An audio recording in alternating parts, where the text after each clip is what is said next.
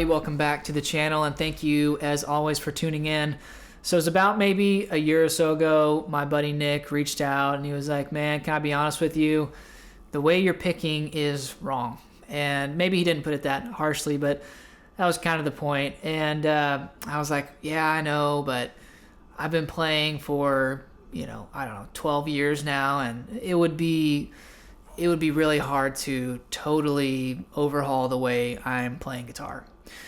And, I thought about it for a while, and I thought maybe that's something I should try to work on. And so I started looking up some of my favorite players, some of the greatest pickers to ever live, like Eric Johnson, for example, Eddie Van Halen, Stevie Ray Vaughan, even modern players like Eric Gales, incredible player, Joe Bonamassa, and just kind of studying the way that they were picking, because they were much faster than me. They're much more efficient than I am, and they just make it look easy, And so if you're going to try to do something like this, you might as well try to emulate the best in the world. And so I began by maybe practicing 10 minutes a day with this new picking method, which, let me grab a pick.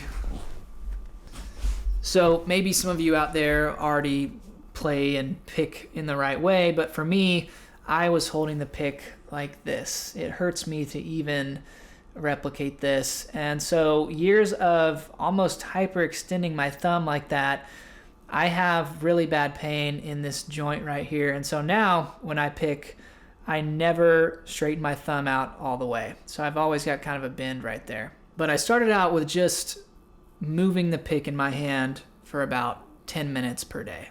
And that was it. That was all that I practiced with this new method. The rest of the time, I would do however which way I used to do. So just with 10 to 15 minutes per day of practice, I started to get better with changing my picking angle. And here's a close-up of basically how I hold it now. And you can see there, I actually use the more rounded over side of the pick, basically modeling how Stevie Ray Vaughan played. And now the reason that I do that is because there's a certain attack that Stevie had with his picking that I think you can only get from using this thicker side. And it does slow you down a little bit because you've got more surface area kind of that is hitting the string. But I think it's the only way you can get that tone and that sound. So the other major problem that I had was that I was using this weird pick, and it was like double the size of this and like a plexiglass material, and it was 2 millimeters thick, which is huge. I ended up going with a Dunlop pick. It's called a Dunlop Max Grip, and it's 0.88 millimeters thick. And I love this pick because I had a problem of dropping picks on stage, and these have got this little kind of textured sides to them, and it's really helped with that. And then going with something lighter and smaller, it gives you better efficiency, it gives you better speed. And so I think overall, this is the way to go for my playing style. So the next thing I had to get right was the way that I was picking over the strings. And some players will kind of rest their hand on the bridge like this, but I actually don't really like playing this far back on a Stratocaster. It's really like kind of a metallic-y tone. Yeah, I don't quite like that, but the players that I all love kind of have this free-flowing way of picking over top of the strings. That was something that I wanted to replicate, and the way that I've gone about doing it is a lot of times I will actually use some of these fingers to stabilize my picking hand.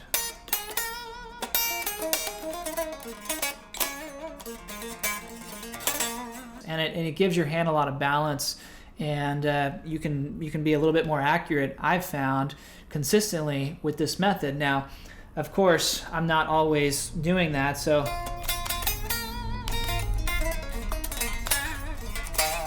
one thing that I've been doing lately, and something I will save for a different video, but a new method that I've been experimenting with is actually using these fingers to not only pluck the strings, kind of like Stevie did, but also even using them as picks. And with the intro to this video, you can see me kind of doing that hybrid picking method, and that gets very difficult. It's almost like drumming, where you have to have different things going on at the same time. So that's something I'm still working on, and maybe another video, another day, we can talk about doing that. But in that case, you know,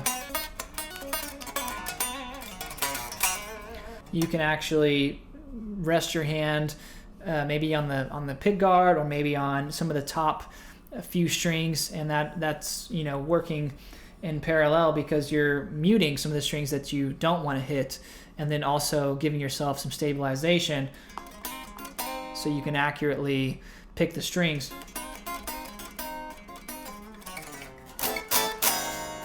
And you can see there how my hand is just kind of floating over top. So I wanted to just maybe play some licks here at the end of the video and give you guys a good look at the method I'm using to pick. And, you know, maybe you guys started out picking the right way, and me, I had a teacher for a little bit at the beginning, and then, funny story, he actually just disappeared. No idea what happened to him. And so basically I just taught myself, you know, when you do that, you end up kind of learning some stuff the wrong way, and I pretty much learned everything by ear, so I just did whatever worked. And in this case, I got the picking wrong, but I was able to correct it later on. So I don't know if you guys needed that lesson, or maybe you can pick up something from this video, but it goes to show that even after over a decade of playing guitar and learning something a certain way, you can adapt your playing and evolve your playing even still, and it's a worthwhile thing to do, so don't give up on it. Yeah, I'll just play some licks here at the end, and you guys can watch and see. Maybe you'll pick something up. Thanks for watching, as always, and I will see you guys in the next video. Peace.